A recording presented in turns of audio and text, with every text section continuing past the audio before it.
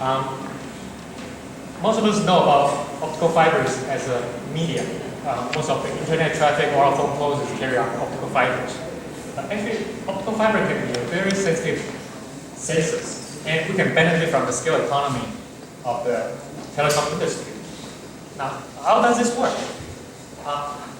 Here, you can see this picture. Imagine we have this single string of fiber across the Bay Bridge, and you have each of these three sensors engineered for three different wavelengths. Okay, I mean for simplicity, we say the RGB color. So usually that particular sensor will reflect a light corresponding to the wavelength that you have engineered for, and we can read back this spectrum of three peaks. Okay.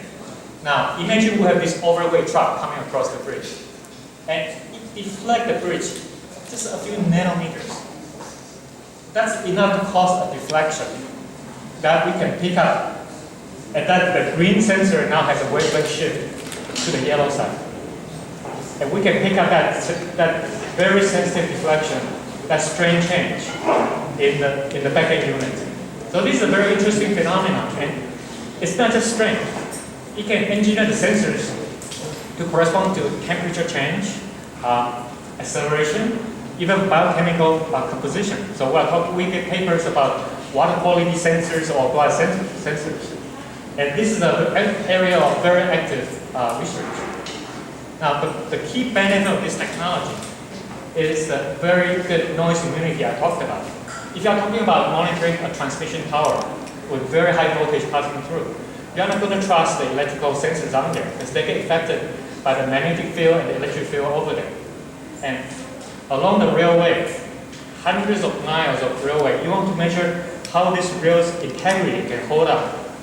Now, we want to make sure that data is coming through with very good fidelity without any interference. That's the scale that I'm talking about. The same wire, the same single fiber, you can make a lot of sensors out there. You can read them up in parallel. And you know what? It doesn't consume any power. And this is not magic. The power is all on the end unit.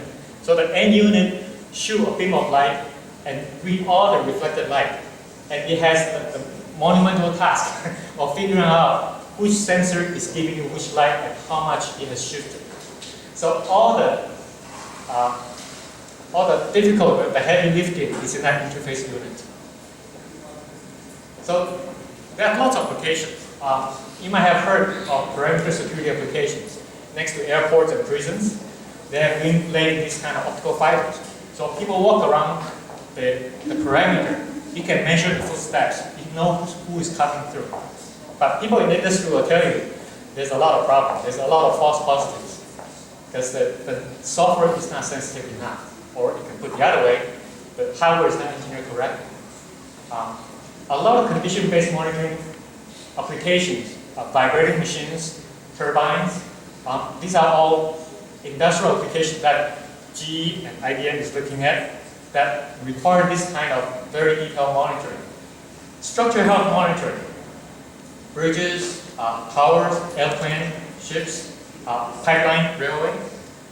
These are a lot of applications that we see that are constrained by the lack of a good sensor. These are the industrial internet and the smart city type application that people talk about. The key of adoption, the hurdle, is that it needs a lot of special knowledge to understand the optics behind all this sensing. And nobody's selling the unit anyway. There are only a few companies selling this kind of unit, and they're sold at $30,000 pop, like a lab bench equipment. They're not easy to use, and they are very bulky. A lot of applications cannot deal with that.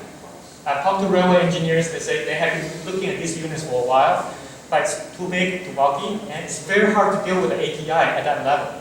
They need an appliance at much lower cost. And that's where we come in. We aspire to develop this small and cheaper sensor interface. We want to embed intelligence in it. This echoes what we heard from IBM this morning. It's not just about passing the data to the cloud. It's about doing the edge processing, so you only pass the event. That meaningful event is what everybody wants to pay for. Otherwise, the data is, well, 99% of the data is routine. You don't need to care for that. But that edge detection intelligence is what matters a lot. In vibration monitoring applications, when you're trying to do sampling at very high frequency, that data is very, very high bandwidth, and you need to do that on the edge. And nobody is doing that to marry this kind of optical sensor interface with edge intelligence in a single low-cost unit. And what we've been talking to people in the industry, they are looking for somebody to sell this unit. They are waiting for this unit to come so that they can start doing it. So we believe we are in that position to offer this product. Our team, I have a PhD in optoelectronics, and I indeed worked on optical interconnect when I was doing my PhD development. And I got an MBA and worked in venture capital industry as a consultant for a few years, and I helped with the management of an RFID company and a wireless logic company.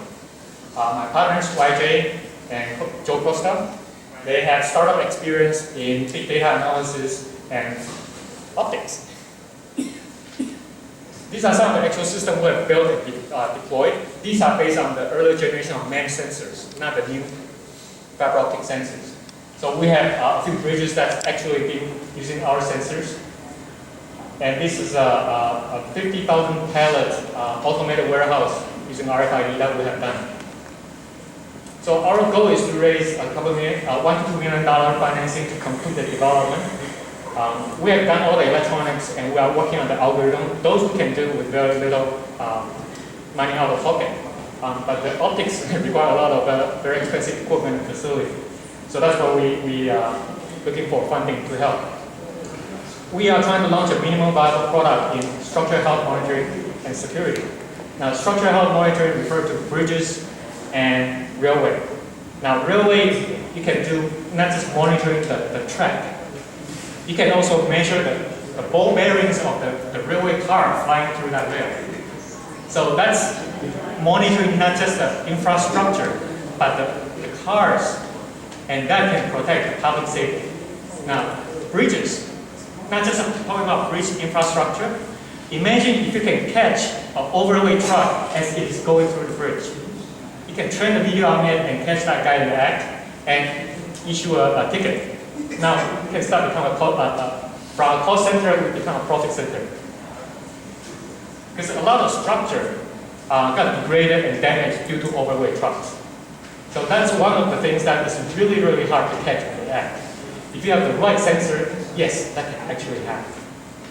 So beyond that, we want to work with companies in different domains to get into additional applications, like avionic, like airborne monitoring. Every airplane, every ship needs some of these sensors in there to continuously monitor your airplane, your whole structure integrity. And even in medical applications, prosthetics, remote surgery, you need very sensitive feeling in those robotic fingers. They all need very, very big sensors.